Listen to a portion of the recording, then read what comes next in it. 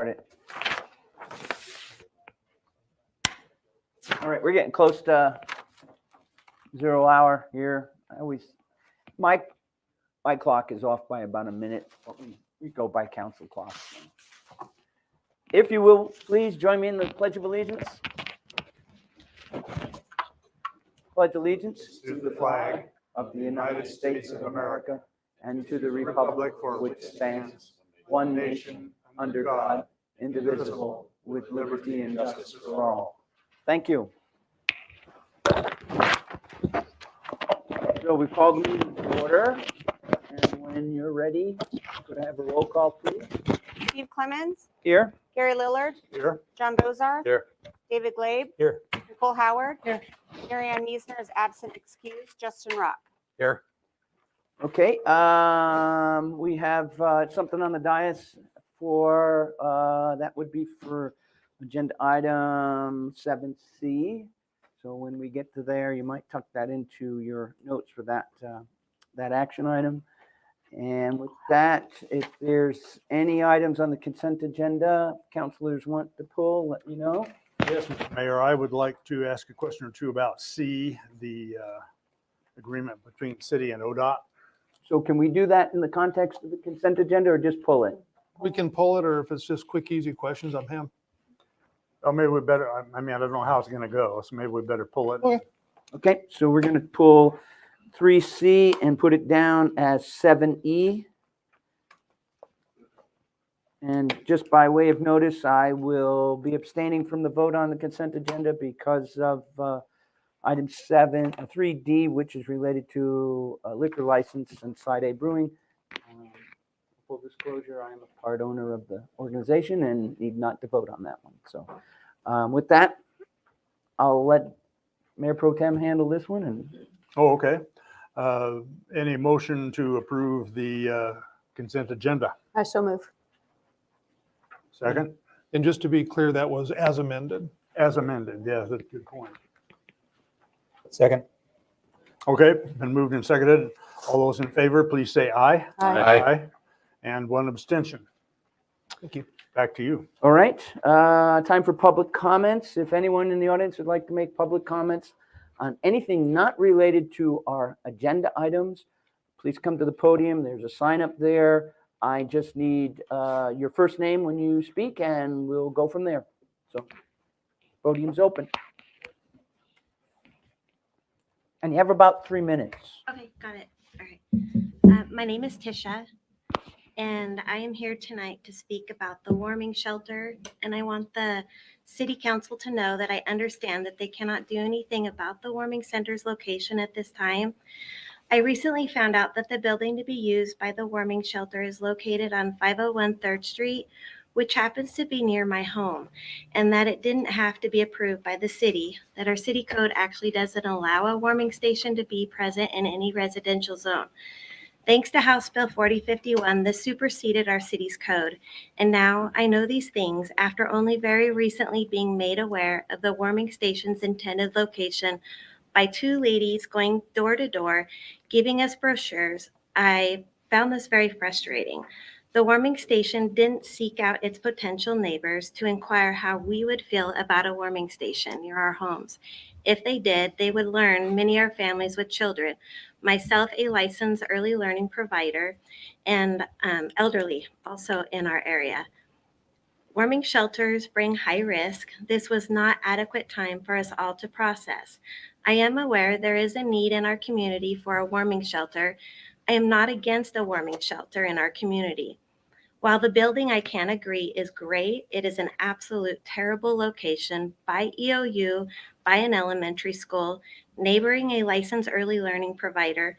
The warming shelter used House Bill 4051 to be in an area against our city's code.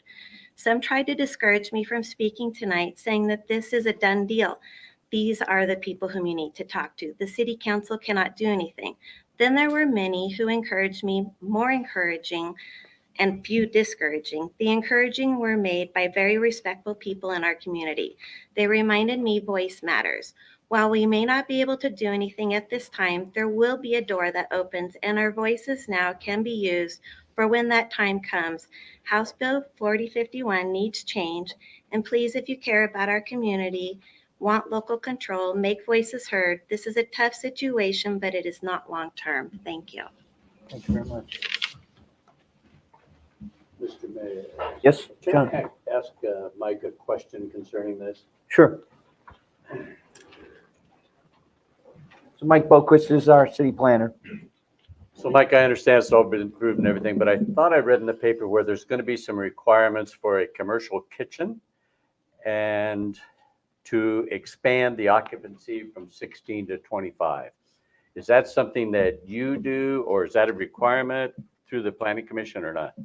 No, that's a requirement through the building department. Okay, And I don't know if it's necessarily a requirement per se, it depends on what they're asking for.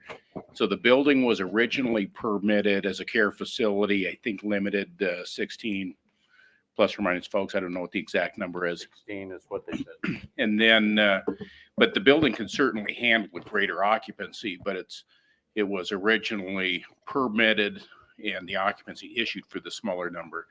And so the warming station folks simply just need to go through a process to ask for a higher occupancy with the building department and demonstrate that the building meets code for that higher occupancy. So will that come before the council at all? No, the House bill, Unless there's an appeal. Could be an appeal to that decision? no, the House bill took all control away from the city for the ability to locate a warming station, provided they meet the building code. I understand the location. That's not what I'm asking about. I'm talking about the number of people that can be there and a commercial kitchen. That's all part of the provisions that the House bill protects them with. There is no limit on the number of people. There's no limit on the services they provide and the accommodations that they have. So those are all things, all they have to do is meet the building code and they're approved. Thank you. Now that expires in January? The House There bill, was some expiration on the House bill, is that correct? well, the House bill expires on July 1st, and any use that has been established prior to that date is grandfathered in and potentially could be long-term. And, unless the legislature extends that and provides other opportunities. But at this point, it's set to expire on July 1st, 23. Mike, is the warming station's intent to work year round or still limited to winter months? It's my understanding that as a warming station for overnight accommodations, it's their intent for it to be during the winter. But they do have plans for year-round services. So talking about like transitional housing or something of that nature. And is that covered under that legislation? It is. I don't think that's their intent, though, is to have year-round sleeping accommodations. At least it's certainly an option for them, but my understanding is their intent is to have other community services available that can provide folks housing assistance and to get in contact with agencies. It's a place for these folks to go to get assistance. Any other questions for Mike? All right. Is there anyone else who'd like to speak to the council on a non-agenda item? Okay. Moving forward, then, we have two public hearings this evening. Let me get oriented a little bit very quickly. First public hearing is regulating camping or public property, prohibiting camping in certain areas in the city. I'll open the public hearing and ask the city recorder to read the rules of order in their entirety. And since we have two public hearings, the reading of the rules of order will apply to the second public hearing as well. So with that, could we have that reading? The City Council will conduct two public hearings this evening. The first is related to regulating camping on public property and prohibiting camping in certain areas, and the second is related to a franchise agreement with the Vista Utilities. These rules of order are applicable to both public hearings. These hearings are legislative hearings, therefore councilor ex parte or pre-hearing contact does not apply. Each hearing will proceed as follows. The mayor will open the public hearing and request a staff report. The mayor will then accept public testimony relating to the matter. There is a 3-minute time limit for testimony. The order of testimony this evening will begin with that of proponents, those in favor, followed by opponents, those opposed, and ending with those neutral to the ordinance. The proceedings are being electronically recorded to be converted to written minutes. When testifying, please step to the podium. Clearly print your name and address on the speaker sign-in sheet. Please state only your name before addressing the council. Members of the City Council may ask questions of the staff or hearing participants at any time. The mayor will close the public testimony portion of the hearing prior to council deliberation. Subsequent to deliberation, the mayor will close the hearing. All right, thank you very much. Staff report. Thank you, Mr. Mayor, members of the council. So in your package, you have what is actually a new ordinance for us that covers some provisions that were identified in some of our other ordinances. The lion's share of the work that was done with this one was actually done by Chief Bell, Stu Spence, with some help from Mike Boquist and myself. And we did a council work session where we walked through this with the city council back on November 14th. And there was, I think, a lot of good discussion about it. And essentially what this ordinance does, it allows us to regulate the time, place, and manner provisions of the use of public property, public spaces within the city of LaGrande. And in looking at what other cities have adopted around the state in response to the House Bill 3115 and the court cases that were related to sleeping on public property and those sorts of things. What we came up with is what we feel is a good tool that can be used in the city of LaGrande. We specifically have identified some areas where you cannot camp. Those include all city parks that are located within the city limits. It includes the historic district, which is the bulk of our downtown. And it also has provisions that prohibit camping on rights of way where you're blocking, and there are some time frames where those activities are prohibited. And we feel it's going to be a good tool that will be enforceable, and I'll be happy to answer whatever questions you may have. And just for the public's information, we did have a fairly lengthy work session, as Robert mentioned, back in November, where we went over a lot of the details of this. We asked a lot of questions. That's public record, so I suspect we may have some questions this evening, but maybe not to the depth that we had at the work session. So, any questions for Robert? The ordinance as it's written is pretty solid. I have some concerns for the long term, whether somebody will challenge these kinds of things in other communities and what the repercussions may be. But at this point, we have something in place. With that, I'll open the podium to anyone who would like to speak in favor of this ordinance. Anyone opposed?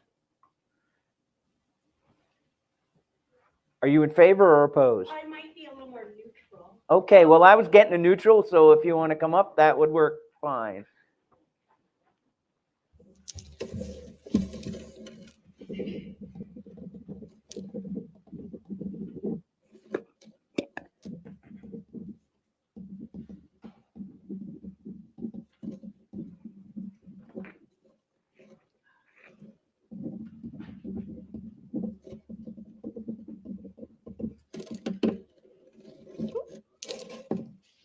I have it written down so I don't forget. Hi, I'm Ricky Hickey. I agree with the proposed city ordinance statement that reads, "The city of LaGrande desires to allow individuals and families that are temporarily experiencing the effects of homelessness to camp in relatively safe and sanitary locations." End quote. I think the sentiment is important regardless of whether or not those same human beings are seeking access to stable and affordable housing. Because as we know, LaGrande is in a housing crisis where affordable and well-maintained rentals are scarce. I feel that citizens and charitable organizations of LaGrande must begin putting their words into action. Over the past year, as I have spoken with a variety of individuals, many of them have said that it's not the government's job to solve the problems the community faces. Rather, it is the job of service organizations and community members to offer help where help is needed. There are at least 16 religious institutions within the city of LaGrande and numerous nonprofit organizations, let alone thousands of individual community members. I want our organizations and citizens to have time to address the safety concerns of all the people in our city, including the homeless who are protected under federal and state law, to seek rest for their weary bodies. In order for organizations and citizens to help alleviate the safety concerns that come with camping on public property, LaGrande needs more time to plan and coordinate efforts on behalf of those facing shelterless nights. And what better time to begin planning than right now, while many in our community celebrate the birth of Jesus Christ, who was not born in a comfortable housing, but rather born amongst animals in a manger, which was their temporary shelter from the outside elements. As a citizen, I am willing to brainstorm and coordinate with organizations, religious institutions, and individual citizens that express an interest in finding, offering, and/or building shelter for individuals and families that are experiencing the effects of homelessness. Our two local organizations, Northeast Oregon Network and Community Connections of Northeast Oregon, can only do so much. But as a community, we can step up and do much more. I propose that the City Council change Section 7 effective date of the ordinance to read, "This ordinance shall become effective 90 days after its adoption by the City Council of LaGrande, Union County, Oregon, and its approval by the mayor, specifically April 4th, 2023. In doing so, the ordinance will still be able to go into effect, helping make our community safer for all inhabitants, and it allows the community members to coordinate efforts and establish safe shelters for sleep and hygiene before the city has to spend tax dollars and use resources to move belongings and people from one location to another throughout the city. My requested change to the ordinance is possible according to page 10 of the LaGrande City Charter, Chapter 8, Ordinances, Section 35, which reads, "When ordinances take effect, an ordinance enacted by the council shall take effect upon the 30th day after its enactment. When the council deems it advisable, however, an ordinance may provide a later time for it to take effect." Thank you for your time. Well, you got that one in just over the wire. Do those last 3 seconds count? Thank you. So there is a proposal before the council. We could make adoption, change that if we wanted. You have the ability to do that, yes, sir. Okay. Well, before we get to that point, I'm just leave it out there. Is there anyone else like to speak? Okay. Council discussion, we've been over this. Do we want to consider Ms. Hickey's suggestion for 90-day versus 30 days? What, Robert, what would implications of something like that? The situation that we've been dealing with for months, literally. I don't know that delaying the implementation by the additional time is needed, particularly given the timing of the opening of the warming station. I think I would view that differently if there wasn't an opportunity for the warming station to open between now and when the ordinance will actually take effect. Okay. Also, this only regulates the time, place, and manner to exclude certain areas where people can do what they're currently doing, which is to camp on public property. So there are other areas in the community where they could still continue to do what they're doing. And I think that need is going to be ongoing. And I encourage the faith-based organizations to continue the efforts they're making.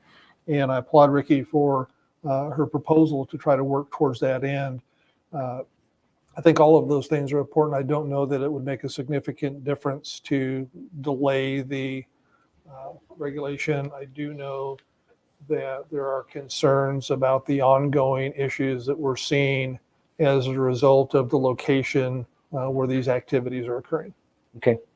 I'm going to ask a tangential question to Mike. Union County Housing Matters, are they still functional? Are you aware? Are you aware of that? I'm probably not, I am aware that they are functional and they are meeting, but I am not I don't go to their meetings. I get their agendas, but I'm probably not the one to ask questions about their organization right now. Okay, because I know that they've been doing some ongoing planning and involved with housing at the county level, and I suspect at the Grande level, but I have not been involved with them, so I don't know what level or degree of planning they've done. So, I just wondered if that piece was in there at all. All right, anybody, does any of the councilors want to make a motion to change that piece, or should we just move forward with the ordinances? I have one question here. Okay. Just to clarify section 7, if I'm reading it correctly, as it stands, this would become effective on February 3rd of next year. Is that accurate? Correct. That is correct. Okay, thank you. Okay, I'm not sensing a movement to make any changes. If there's no other discussion, if I could have a reading of the proposed ordinance by title only for the first time. An ordinance of the City Council of the City of LaGrande, Union County, Oregon, regulating camping on public property and prohibiting camping in certain areas and declaring an effective date. Okay, procedurally, this is our first reading. This matter will come back to the council as old business in January, at which time we'll have another chance to hear the title, a little bit more discussion, and then we'll vote. So that's all for that matter this evening. The second item of public hearing is looking at an ordinance renewal between Avista Utilities and the city for their franchise agreement. And just make a note that our rules of order have been read and applied to this public hearing as well. And ask for Robert to give us an update. We're opening, I guess, yes. So you have opened the public hearing? I guess that's, that, I got to say that word. Yes, the public hearing is open. Thank you. So thank you, Mr. Mayor, members of the council. Essentially, what you have in your packet is the current franchise agreement between the city and Avista. It's coming up for expiration renewal. In talking with the attorney that assisted us last time, he suggested simply renewing the existing document. Been in discussions with Steve Vincent from Avista, who is here, and Avista is amenable to doing that. So our intent would be just to change the date and move forward. There are a couple of typos that we've fixed, but it's essentially the agreement that we have in place right now, which we think is working very well. Okay, all right. Any questions for Robert? All right, then I open the podium for anybody to speak in favor of this. Anybody opposed? Anybody neutral? All right, so we'll move on. Council discussion. If not, I'll ask for a rating of the proposed ordinance by title only for the first time. An ordinance of the City Council of the City of LaGrande, Union County, Oregon, amending and restating ordinance number 3205, Series 2013 in its entirety, which ordinance granted to Avista Corporation, a Washington Corporation DBA Avista Utilities, its successors and permitted assigns the right, privilege, and franchise to lay and construct and to thereafter operate, maintain, repair, and replace a system of conduits and pipelines for the transmission, distribution, and sale of gas to the public, together with any necessary fixtures or appenditures thereto, in, under, along, and/or across the streets, highways, or other public ways in the City of LaGrande, Union County, Oregon, repealing ordinance number 3205, Series 2013, and all other ordinances or parts of ordinances in conflict herewith, and declaring an effective date. That's quite the title. So thank you. As I said before, this is the first reading. This item will come back to us again next month as old business, at which time we will hear the title again and make a vote. So that's the end of public hearings. We have no unfinished business. We have 4 items of new business. The first item of new business is a resolution adjusting transient room tax allocation. Robert? Thank you, Mr. Mayor, members of the council. So in 2008, the council passed a resolution that identified the percentage of the then 5% room tax that had to be used for tourism promotion, tourism related facilities. And we based that on the actual expenditures from the prior fiscal year that we had identified.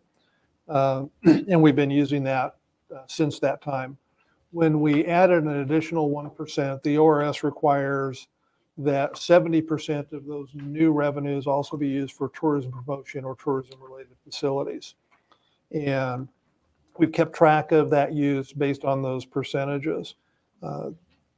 Earlier this year, the Oregon Lodging Association has been looking at use and compliance throughout the state, and they submitted a records request. And in conversations with them, we went back and revisited what that percentage was and whether or not we had identified the correct percentage. And in discussions with city attorney, we felt that it would be better to use 53.3%, which was what we had allocated in the budget for that year, as opposed to the prior year's actuals. And I actually had the notes from where we ended up with the 50.7, and actually had to do with an activity that had been done in the prior year that didn't qualify for the use, and that's where we landed on that. The good news is, going back for this entire time frame and looking at our allocations through the end of previous fiscal year, we'd actually expended more dollars than we were required to by ORS. So there was no violation of what we were supposed to be doing. We had actually been allocating all of the 1% increase over that time frame. And so we don't have any compliance issues. What we did know is we had significantly under budgeted TRT revenues, and that identified some dollars that we were going to have to spend for those purposes moving forward. And that's $119,000 through the beginning of this fiscal year. And the council will recall that we actually had a conversation about potentially using those dollars for the Fairgrounds Water and Sewer project. And our intent would be, as part of our budgeting process, to allocate those dollars. That will address that shortfall in what should have been done. But again, prior to that year, we'd actually spent over $30,000 more than is required by the ORS. So this is cleaning that up. We've got a good, clear record. We shared with the Oregon Lodging folks, what we had discovered, what we were planning on doing. Said, I'm considering the records request completed and haven't heard anything since. So I think that this brings us into better compliance and is more accurate. And we'll continue to make sure that we are allocating the dollars as we're supposed to per the ORS. And I'll be happy to answer whatever questions you may have. Questions for Robert? So the 119,000 is still being allocated to the fairgrounds. As of right now, we have it in hand. There's not been a decision. So my intent would be to, in the proposed budget, allocate that for the 23-24 fiscal year to the fairgrounds, which will be a council decision. And I would anticipate the council would support that. Any other questions for Robert? Anybody in the public like to speak to this matter? All right, council discussion or a motion? I move that the proposed resolution adjusting transit tax allocations be read by title only, put to a vote and passed as presented. Second. All right, additional conversation? All those in favor say aye. Aye. Anyone opposed? Measure passes. Next item of new business is approving funding for consultant work to Mayor, can we evaluate. have the city recorder read that resolution? Sure, go ahead. I'm just charging through this evening. Go ahead. A resolution of the City Council of the City of Grande, Oregon, establishing criteria for the allocation of transient room tax receipts and representation of the Union County Tourism Board of Directors, and repealing resolution number 4533, series 2008, and all other resolutions or parts of resolutions in conflict herewith. Okay, do we need to revote? It'd be nice. Okay. All those in favor say aye. Aye. Anyone opposed? Great. Now we've got a very clear record. Thank you. Thank you. All right, now, next item of new business, approving funding for consulting work to evaluate current opioid-related programs and needs. This is also Mr. Stroh. Go ahead. Thank you, Mayor. So as the council is aware, there have been lawsuits related to opioid distribution and use, and there was a settlement that was reached with the state of Oregon that the city of Grande is a party to.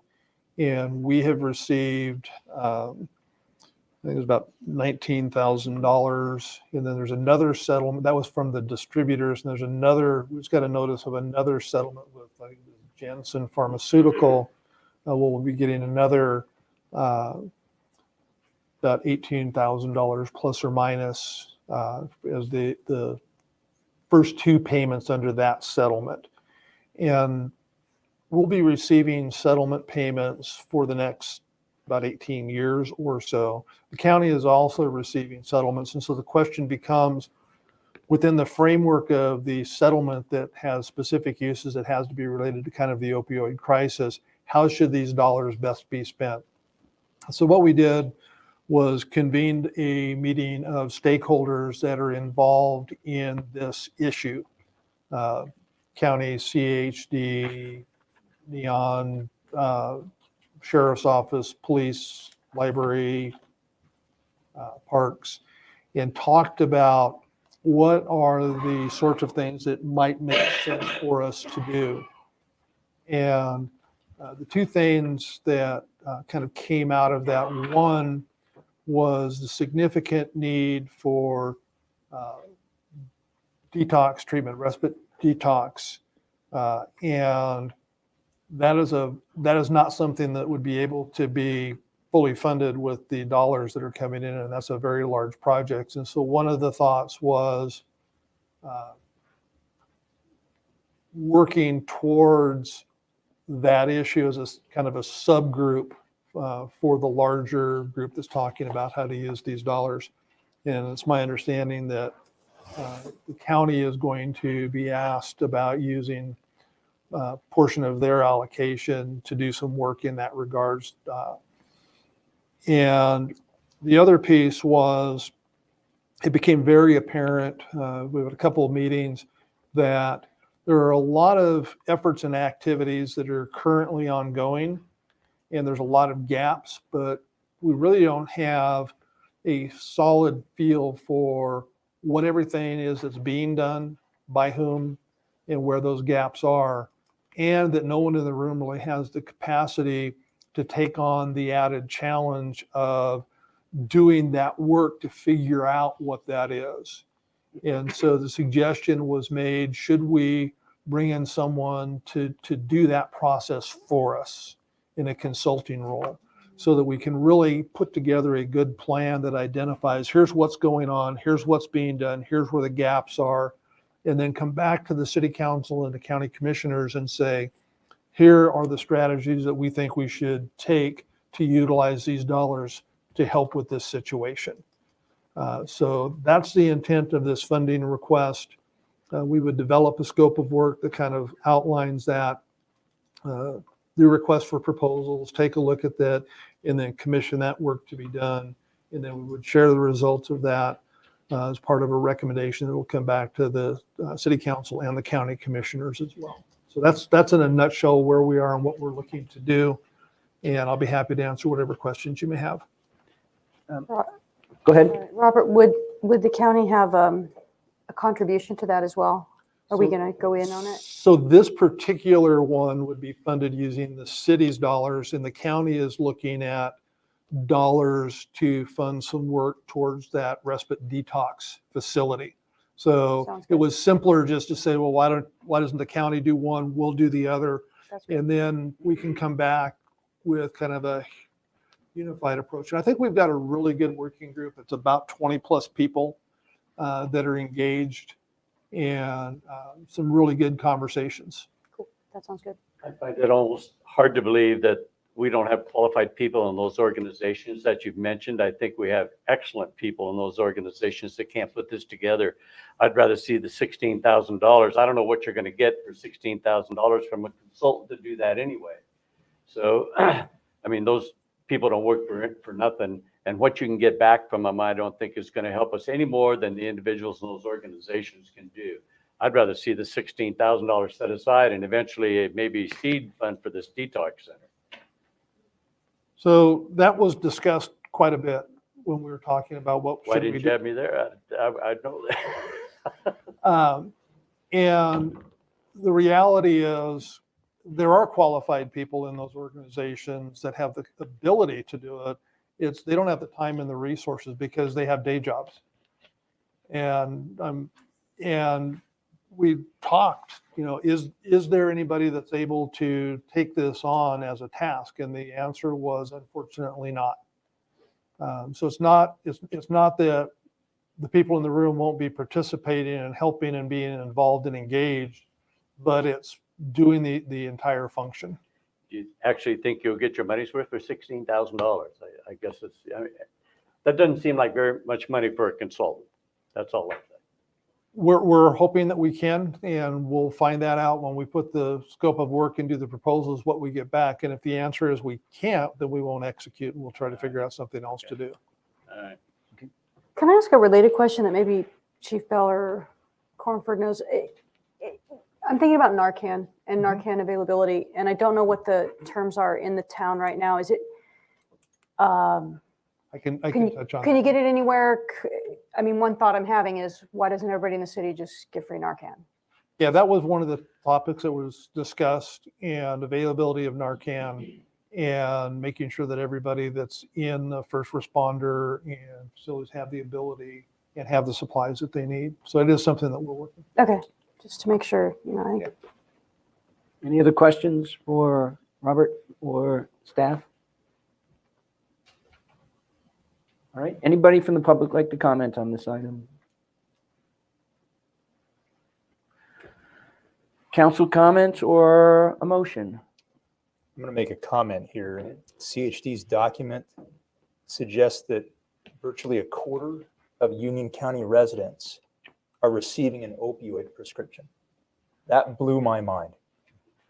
And I think emphasizes just how much of a problem this is, both for medical providers who are prescribing these things, as well as for patients who are receiving them.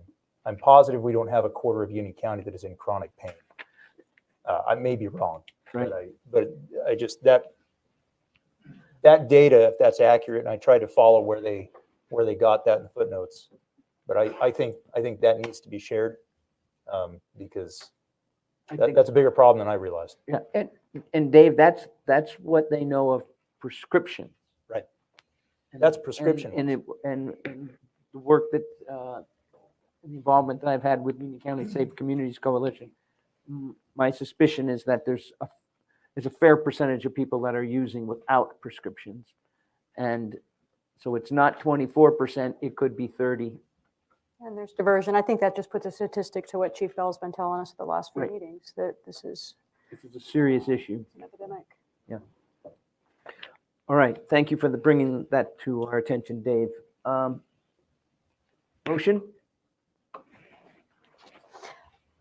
Before we make a motion, can I piggyback on John's point? A call will go out for an RFP or something for consultants. And I'm assuming this ad hoc committee will be the one deciding who to pick. Yes. I don't know what the criteria would be for deciding that there's not somebody who's suitable to the job, but I would hope that the committee would be able to say, you know what, we need to circle back. 15,000 isn't enough. And don't just spend it to spend it. And maybe there's other ways we could work with it. Because I do agree, we've hired consultants for other things and they're well north of that. Yeah, well, we don't want to waste the money. Correct. And if we're not able to get what we need out of this process for that dollar amount, we'll have to revisit it. Well, then I'll move that up to 15,000 of the city's opioid settlement funds be allocated to fund consulting work and authorize the city manager to take all associated required actions as presented. Second. All right, we have a motion and a second. Any additional discussion? All those in favor say aye. Aye. Anyone opposed? Yes, no. Thank you. Okay. Third item of new business. This is mine. A while ago, we had a conversation about Mr. Strope and the potential for him to retire in the next 2 to 3 years. I would hope he'd never retire, but that's not going to happen. In the process of hearing and talking about this, we realized that he really only needed to give the city 30 days notice. And that's not a lot of time legally, he only has to say 30 days. I took that to him and we had a conversation about what could we do to improve that situation. So his thought was, I'm willing to give you 120 days minimum notice. So which is now, instead of a month, we get 4 months. In exchange for that, he asked that if he should be terminated for whatever reason, short of anything that's illegal, if he's terminated, he would get not a 6-month severance, but a 12-month severance. Now, both of these elements are contractual things that are available to other city managers around the state, is what I understand. So my proposal to the council this evening is that we adjust Robert's contract to extend the legal notification for him to 120 days, which above 30 days that it currently is, and that his severance package go from 6 months to 12 months. And Robert and I can probably parlay any questions you might have. I got a couple. And So- just one last thing, John, and there is an email Robert sent out earlier today that sort of puts more clarification, and he identified several elements of his contract that are. I appreciate the email, clarified it. Sure. I don't know how you reward somebody that's terminated, first of all. And the other thing, in the suggested motion, it mentions nothing about termination. All it mentions is resigning or retiring. So does that mean, I don't understand it. Sure. So the intent is to modify two portions of the agreement. One is to move my constructive notice from 30 days to 120 days. And that is if I am going to voluntarily leave the city. And if I submit that notice within that time frame, I'm not entitled to any severance. And then the flip side of that, if the city council decides to terminate my employment while I'm willing to continue, that in that scenario, I would receive 12 months of severance, which is kind of the standard for city managers at the present time. My current agreement contemplates that if I am terminated by the city council, I get 6 months.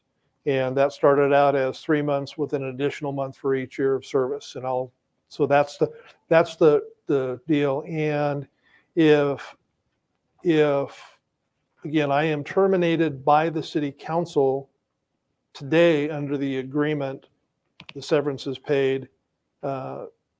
Today I give 30 days notice.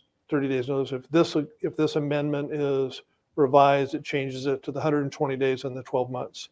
I understand all that. What I So- don't understand is how the motion is written. Okay. There's not a word in there about termination, and that's what you're trying to get to, isn't it? Yes, the increased severance is specifically tied to termination. And why does it say to provide the city notice prior to retiring or resigning in exchange for increased severance? And what I would suggest, Counselor, is that if we add the words "if terminated" behind the word severance, it makes it very clear. Because severance is only paid if I am terminated. Well, I'd like to get rid of the words retiring or resigning completely, as it's tied strictly to. The other thing, Robert, that I really have a problem with. You understand that it's a very lengthy process to find a replacement or a city I do. manager. It certainly doesn't happen in 30 days. I agree. just feel that the council's been fair with you over the many Mhm. 15 years, you know, that you've worked here and you've done a remarkable job and all that. I just feel it'd be sort of an honorable thing to give the 120 days with no strings attached. I just feel that way. I understand your position, John, and I don't disagree with it, but you'll recall when I broached the subject with the council indicating that I was looking at retiring in the next few years. And you said, we need a lot of notice so that we can do this. Exactly. On the flip side of that, I have a family and I have to be able to plan. The city council sitting here right now could vote to terminate me. I go clean out my desk, I get 6 months severance and we're done. So what I'm asking is in exchange for me committing to a legally binding agreement to provide 4 months notice, which is literally 4 times the standard, that in the unlikely situation where the city council decides that I'm not able to do the job effectively and terminates me, that I get a higher severance for that. I view this as a high reward, low risk scenario for the city, because the likelihood that I'm going to do something prior to my wanting to retire that would warrant termination is pretty low. And the likelihood that I'm going to retire or resign is pretty high. And giving a required 120-day notice minimum is not just the right and honorable thing to do, it would be the binding thing to do. That's my position on it. Yeah, it seems to me, and I could be wrong, it seems to me you're trying to hold the city hostage for $75,000. I think that's roughly your salary, whatever it is, 70,000, whatever it may be, for not giving another 90 days notice. I just don't understand that at all. Like I said, I think the council's been more than fair with you over the 15 years, and to do that, I just don't think is right. But wouldn't, Well, I disagree with that, absolutely. I mean, if we're going to talk about honor, the honorable thing, if we're asking for something, it's for us to provide something in return. I see absolutely no problem with that. And as far as the issue of termination itself is concerned, that doesn't always happen due to criminal behavior, in which case the severance wouldn't apply. Sometimes it happens for political reasons or other reasons. It would give a council that might have those tendencies pause to think it through a little more carefully. So I'm in complete support of this proposal. But the risk, like city manager is talking about, is almost nil. I would hope. You know, you got to have 4 people up here for crying out loud to do that. And it's, yeah, I just don't agree with it. That's all. Well, I don't necessarily have the same reasoning that Gary has, but the risk of the city actually having to pay out that extra 6 months is probably so infinitesimally small that it's not even a cost. And asking for, I think it gains a lot by having 120-day notice versus 30. I mean, I know Robert is an honorable person. He's not just going to say, I'm going, see you in 30 days. But at the same time, something may happen. And he chooses that he needs to go. And we would at least have him for another 90 days beyond what we would have him now. And I think that gives us a little buffer time to establish who's going to be interim city manager, how are we going to go through the contracting process, how are we going to go through the hiring process. I think it gives whatever council is here a little more buffer in terms of actually finding a replacement. Any other discussion or question from the council? Would you like me to submit a motion for discussion? I'm going to ask for public comment Yes. first. Anybody like to speak on this matter? Okay. Now, Councilor Rivera. I move that the city manager's employment agreement be revised to increase Mr. Strope's requirement to provide the city notice prior to retiring or resigning in exchange for increased severance. If terminated. Determination. I'm sorry, I would say if terminated. if terminated, as amended. All right, we've got a motion. Anyone? Second. Second, we have a second. Additional conversation or discussion? All those in favor say aye. Aye. Anyone opposed? No. Thank you. All right. Last item of new business, and this is appointing a citizen to the Parking Traffic Safety Street Maintenance Advisory Commission. This is a 7-member commission, and it meets on an as-need basis. The commission currently has 3 vacancies, some due to termination or expiration of a term. 1 vacancy is for the remainder of a 1-year term, which expires on December 31st, 2022, and there are 2 vacancies that don't expire until the end of December 2024. We have 1 applicant, so I move that Vivian Young be appointed to the Parking, Traffic Safety, and Street Maintenance Advisory Commission for the remainder of a 3-year term expiring December 31st, 2024. I'll second that. I also have a question or a comment here. In the last sentence of our council action form, it indicates that this would leave 2 seats vacant, but one of the current members, well, she expires at the end of next year, is going to be on the council, so can no longer serve on the, so actually you're still going to have 3 seats vacant instead of 2. That's right. That's right. And the next mayor will have to deal with that piece. Thank you, Steve. All right, we have a motion. Did I hear a second? Second. All right. All those in favor say aye. Aye. Anyone opposed? All right. Item 7E, which is approving the LOCC liquor license for Side A. Oh, no, No. excuse me. Authorizing agreement between the city and the Oregon Department of Transportation. And Gary, you had some questions about this. So Yeah, I we did. Let me pulled get it. back to the right Yep. area here. Yeah, I guess I had some questions in a little bit more detail about what they're proposing to do. And my reason for this is because up until relatively recently, it was possible to set your speed at 20 miles an hour and go all the way down Adams Avenue and catch the green lights. You can't do that anymore, very rarely. Is this what they regard as an improvement? Same thing? It's already happened? I can't speak to whether or not that will or won't be the case.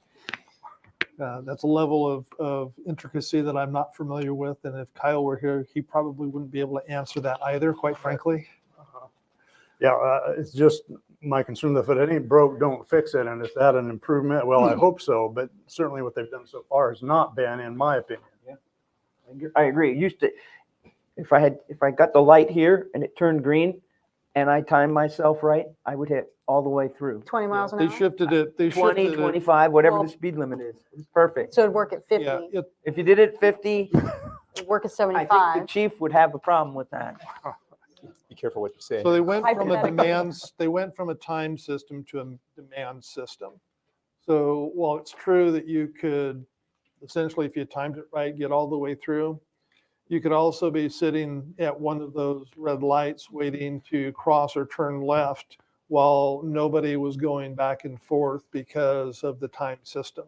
So depending upon which part of Adams you're facing, that may or may not be an improvement.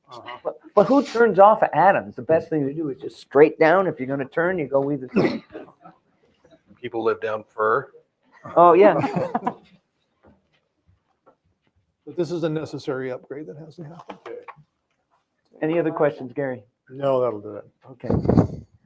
Anybody like to comment on how we run our traffic lights? Or how ODOT runs its traffic lights? Because Adams is technically a state highway. And as much as we would like to have it, ODOT doesn't want to part with it unless we take all the way out to Flying J. And we don't want to own all that. At least that's what I remember from the past conversation. So we do what ODOT likes. because they own the road and, yeah. All right, with all that, anybody like to comment on this one? If not, I'll entertain a motion. I move we authorize the city manager to enter into a cooperative improvement agreement with the Oregon Department of Transportation for the funding of traffic signal safety improvements as presented. Do we have a second? Second. All right. All those in favor say aye. Aye. Aye. Anyone opposed? Thank you. Union County Commissioners update.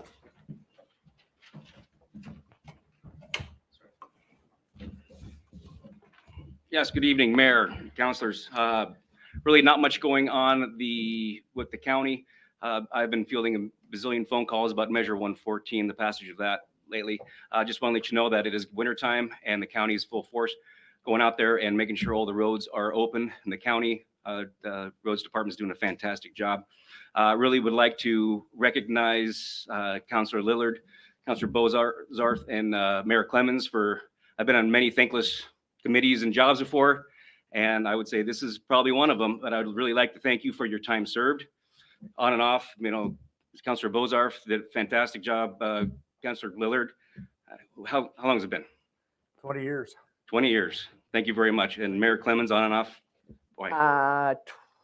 22 years. Yes. actually. So I'd really like to say thank you very much for your service for the city and for putting up with me for about 4 years. And congratulations to the next mayor, Justin. Can't wait to do work with you next year.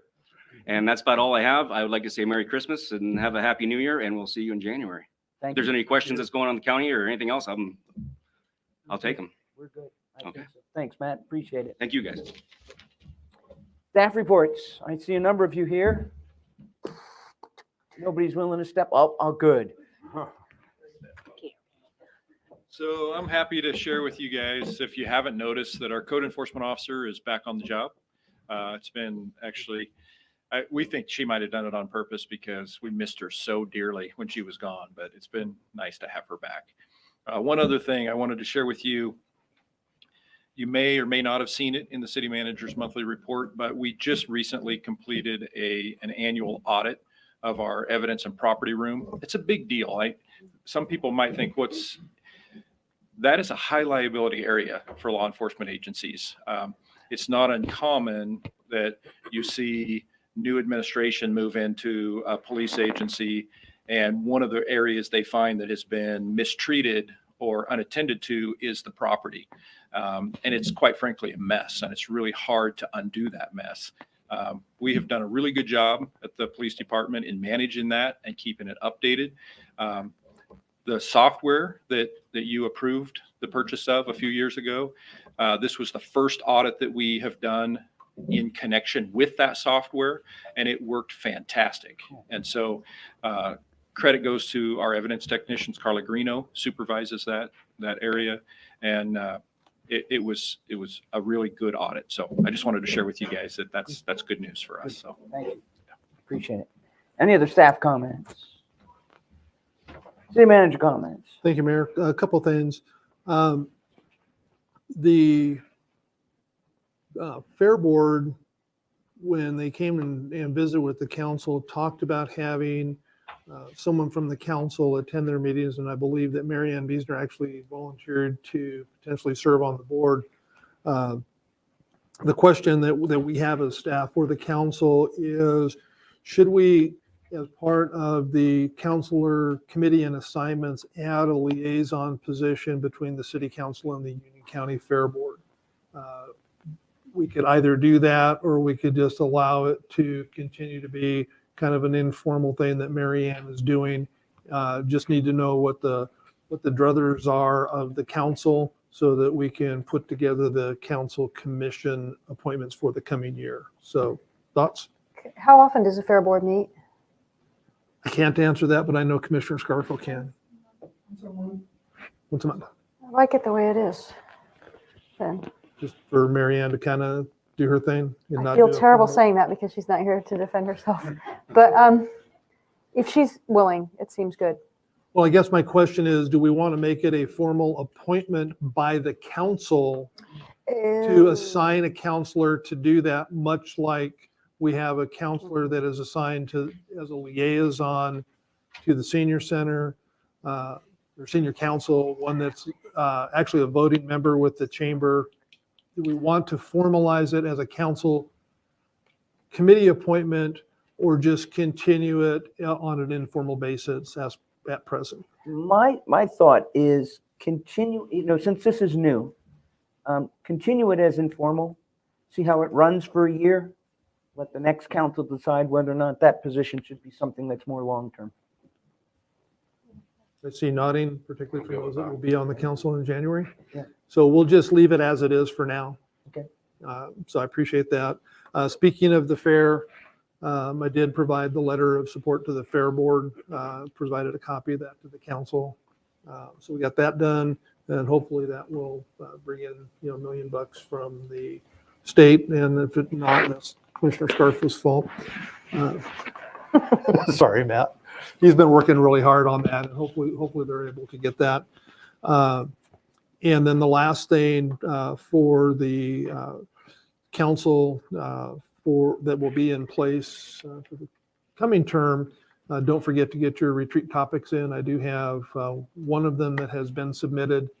There's still time left on the deadline, and so I've got one counselor and one department director that have thrown in their topics. So please do that, and that's all I have. I'm going to jump around a little bit tonight because some of us might want to say something before we head out the door. Dave? Yes, but only part-time. Dave, any comments? Just, I just from my perspective, appreciate working with those of you who this may be your last council meeting. It's been an honor. Thank you. Thank you. Big shoes to fill. Likewise. I would also like to say thank you to all three of you. You've done a great job, and you've taught all of us a lot. I've spent 8 years with you now.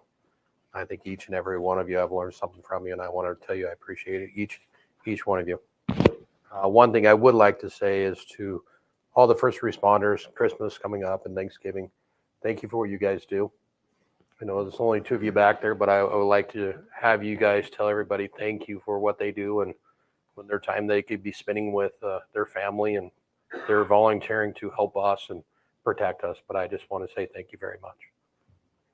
Good, thank you. John? Good. Thank you for all the favorable comments, man. Appreciate it. I was the only one. A lot of these guys up here, they don't. I'm just a thorn in their side. Gary? Yeah, first of all, Robert mentioned the senior council, to which I have had the honor and privilege of being appointed to. And I just wanted to mention that unfortunately, the meeting scheduled for earlier today was canceled. So I was not able to share my goodbyes, but that's been a lot of fun, and I think pretty important to be a part of. So that was great. Also appreciate Commissioner Scarfo's comments. It has been a long time, but I can honestly say I've enjoyed every minute of it. And I think what has probably been most noteworthy to me is over those years, the collegial councils that I have had the ability and privilege to work with. I mean, regardless of politics, ideology, whatever, it's always been a very respectful and civil council. And I have seen some communities where that's not always the case.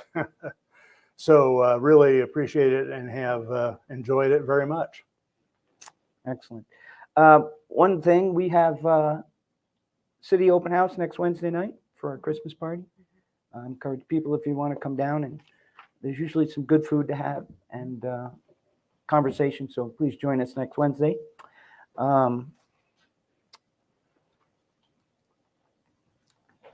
8 years goes fast. I didn't realize how much fun I would have, and it wasn't always smooth sailing. COVID really kind of threw us for a loop the last few years, but I think we muscled our way through that pretty well. For me, it's been I got a list of people here to thank. Matt, thanks for that comment earlier. I'm really thankful for the people in Grande that supported me all these years. who turned out, and without their support, I wouldn't be here. I wouldn't have had this experience. Our city employees do a fantastic job, and it's because of them we have a full-service city. We have a swimming pool, we have a library, we have great emergency protection. We'll have better roads here in a few years. But we have Parks and Rec, and it wouldn't be possible without the people that are in there and working. We have great department directors, and I see a few of you there. Chief Bell and Chief Cornford, Mike Boquist, Stu, Carrie. I don't see anybody on this side, but there's Robert. Who else is here, Megan? We got Timothy Bishop. We got Joe Fisher. I don't see them very often. Heather in finance. I won't try to pronounce her name because I'll butcher it pretty badly. But she keeps our budgets straight and our finances straight. And honestly, in my experience of being around other communities in the town, in the county, I'm so fortunate and grateful to have you people as directors, because the knowledge you have and the what you bring to the council over and over again, it helps us make good decisions. And without that, we'd be contracting out to consultants, and I don't think we want to do that too much.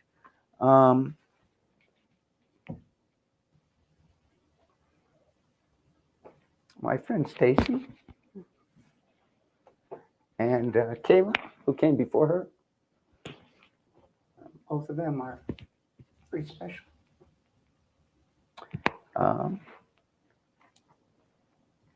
Current councils, I did a count this evening when I came in. I think there's 27 that I've served with, starting about right here and going all the way around the room. So that's a lot of people, and I think Gary's probably been about the same. I do want to say, echo what Gary said, collegiality, the professionalism. I don't think I've ever served on a bad council. And that's what's made the experience so valuable to me and to others, is to have people that can have a conversation and disagree and walk out the door and still be civil to each other. I think that's really, really important. A couple of shout outs personally. This guy here literally has been my right-hand man. He's been Mayor Pro Tem for the last 8 years. Just this evening, you saw I threw it to his court and he took it over. I really appreciate that. I've had a lot of good conversations with Gary. He's been, how do I put it? He's been sort of my, the temper to my aggravated steel sometimes. And he's calmed me down when I'm blowing up, and he gives me good counsel. I also want to shout out to John down there at the other end. If there's anybody on the council that I probably disagreed with more, it couldn't have been John. But if John hadn't asked me to run for mayor in 2014, I wouldn't be here. So I want to thank you for that invitation, John. Didn't probably turn out the way you thought it might, but it was a good run, and I appreciate that. I'll give you an opportunity. There's always a chance for rebuttal. And last but not least, Robert.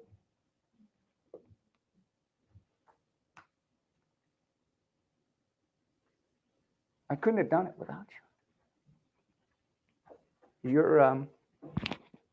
Your patience with me and your guidance has been invaluable.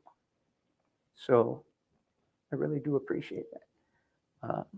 I've never met a person that has as much integrity as you, particularly in the context of this position. So Thank you. with that, one last time, adjourned.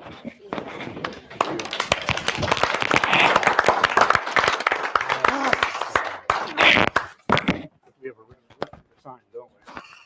We have a resolution to sign.